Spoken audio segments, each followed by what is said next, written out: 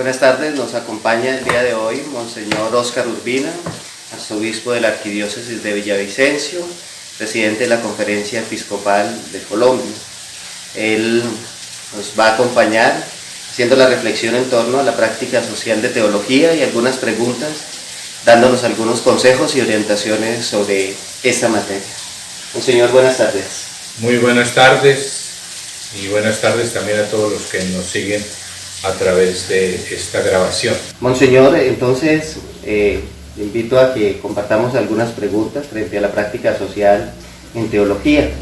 Primera pregunta que quisiera hacerle es: ¿cuál sería la función social de la teología hoy en nuestra sociedad?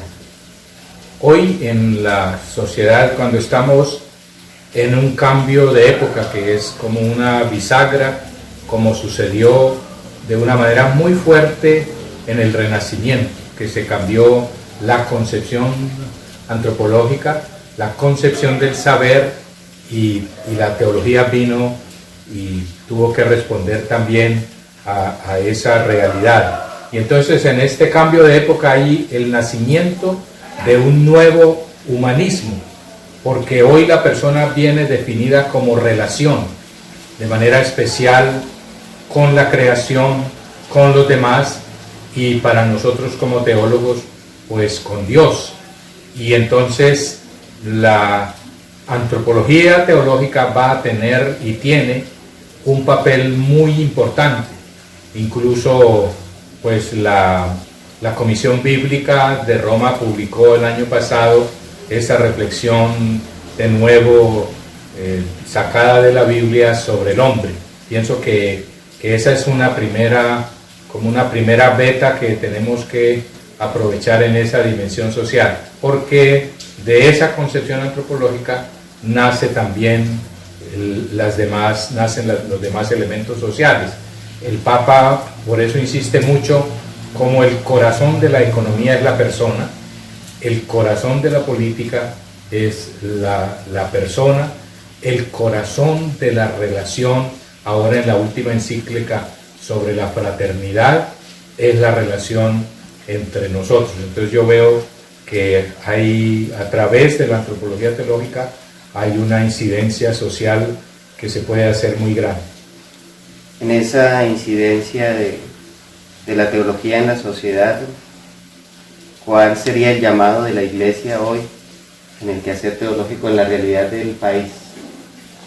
En la realidad del país, pues nos toca a nosotros pues partir de un primer elemento, y es que las personas tienen al menos unas pequeñas bases. O sea, el contexto religioso, que aunque hoy por la indiferencia empieza a ser como puesto de lado, sin embargo existe, porque es un país que desde su origen ha crecido mucho en un contexto religioso, por la piedad popular, por la praxis sacramental, así sea, yo los llamo los sacramentos a la carta. O sea, que yo quiero que me bauticen los hijos, yo quiero que mi hijo haga la primera comunión, yo quiero casarme. Eso ha influido sin duda, y entonces yo creo que estamos en un momento en que hay que rescatar todo este aspecto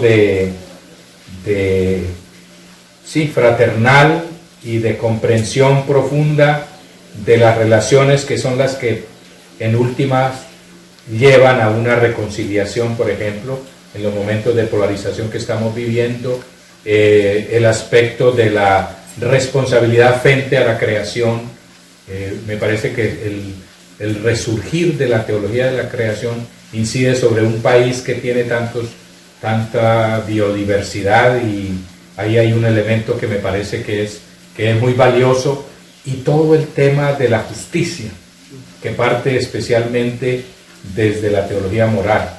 Creo que serían como elementos que hay que privilegiar en un país como Colombia. Muchas gracias, Monseñor. Los estudiantes de teología hacen una práctica, o hacemos una práctica social. ¿Qué elementos cree usted, que ha sido pastor, ha sido también profesor, ¿qué elementos cree que son los que deben primar en esta práctica social? Yo creo que en las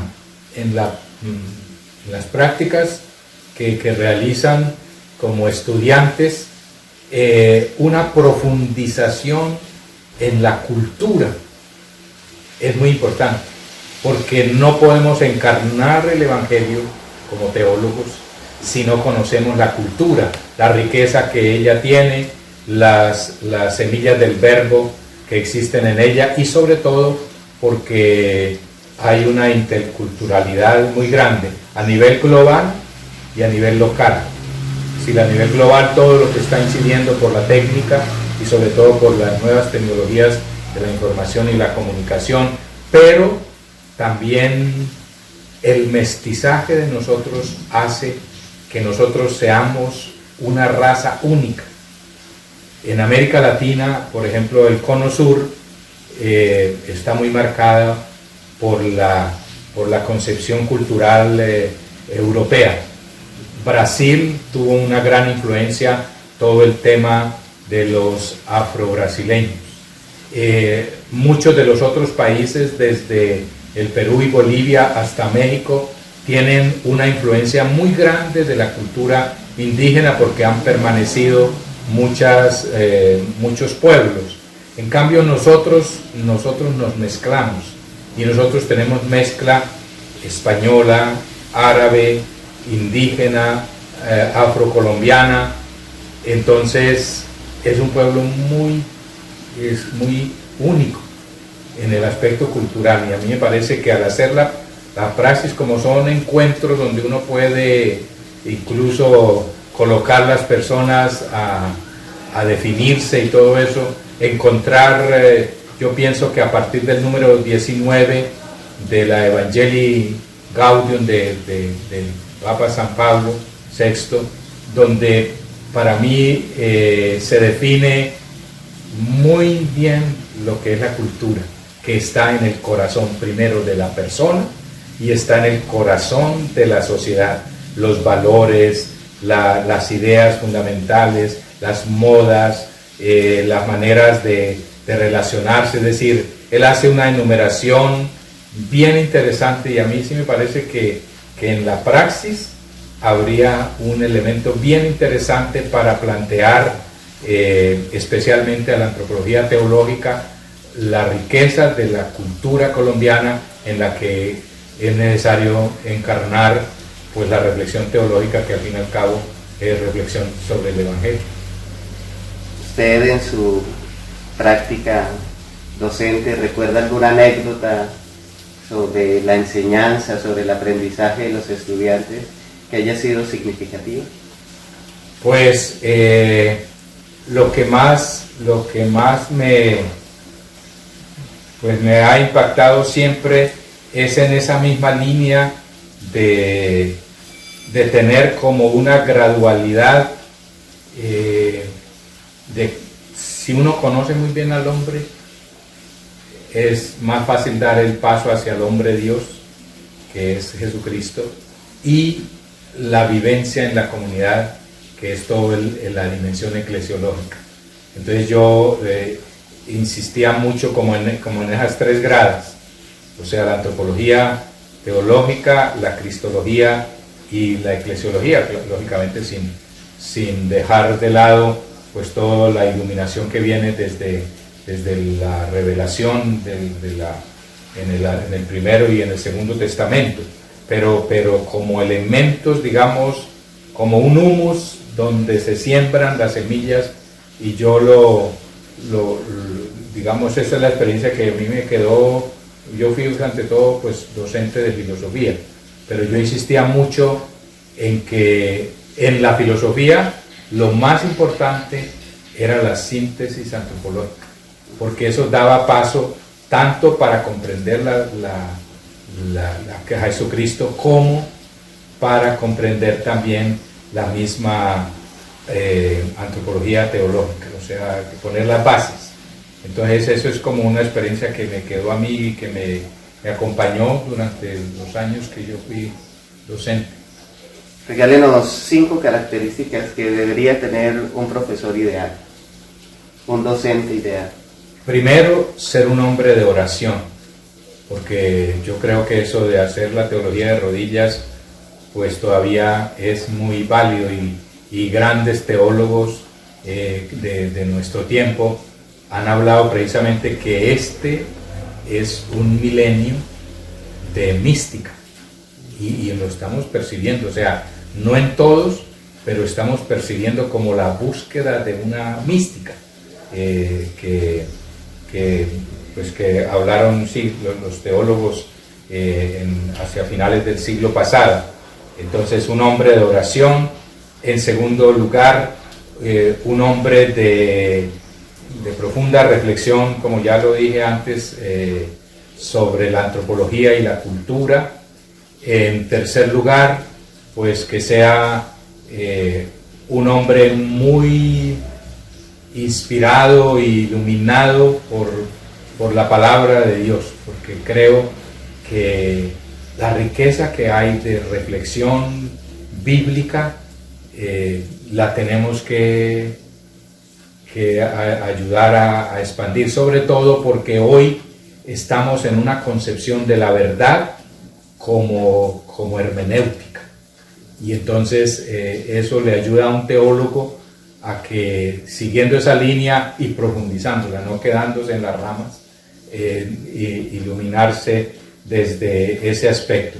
Y finalmente, un hombre de iglesia, o sea, si hay un espacio para comprender, para ayudar a vivir lo que es la iglesia como cuerpo de Cristo, como pueblo santo en camino, como comunidad comprometida en llevar a otros el anuncio de la alegría del Evangelio, es nuestra época. Entonces, una eclesiología también muy sólida para que no queden, sí, como las personas como en una visión muy personalística o sí, muy encerrada en no personalista y no personalística, o sea que yo adquiero una visión personal, pero eso no me dice nada en la relación con los otros.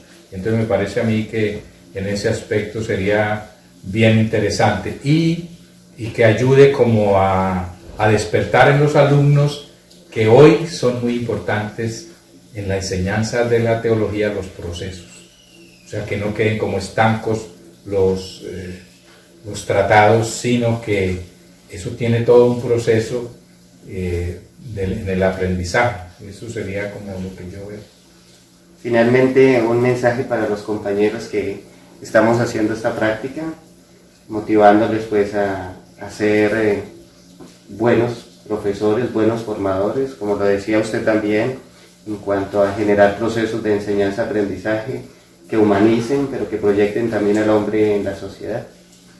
Yo los felicito y los animo porque ustedes están en un momento privilegiado para poder iluminar en primer lugar al pueblo de Dios, o sea, tanto los laicos como los consagrados, como los ministros, o sea, cada uno donde pueda enseñar tiene una incidencia muy grande, porque hay una sed, de todos modos, en medio del materialismo que vivimos, hay una sed de absoluto, de infinito, para nosotros, pues de Dios. Entonces, ahí hay un primer elemento para que puedan trabajar. Un segundo aspecto que me parece muy importante también es dar herramientas a los alumnos, o sea, para que no sea una sabiduría que queda en ellos y que se reduce a responder los exámenes, sino que los compromete en una iglesia en salida, o sea, que al ser yo miembro también del pueblo santo, pues la dimensión misionera es fundamental y sería desatar en los alumnos esa capacidad de dar a otros en fórmulas y en expresiones sencillas toda la riqueza teológica que tiene la iglesia en estos 20 siglos, porque es que tenemos una riqueza muy, muy grande. Señor Óscar, le agradecemos mucho su tiempo, el espacio, las palabras que nos animan a seguir construyendo desde las aulas de clase, desde nuestras prácticas sociales, el reino. Muchas gracias. Con mucho gusto, muy bien.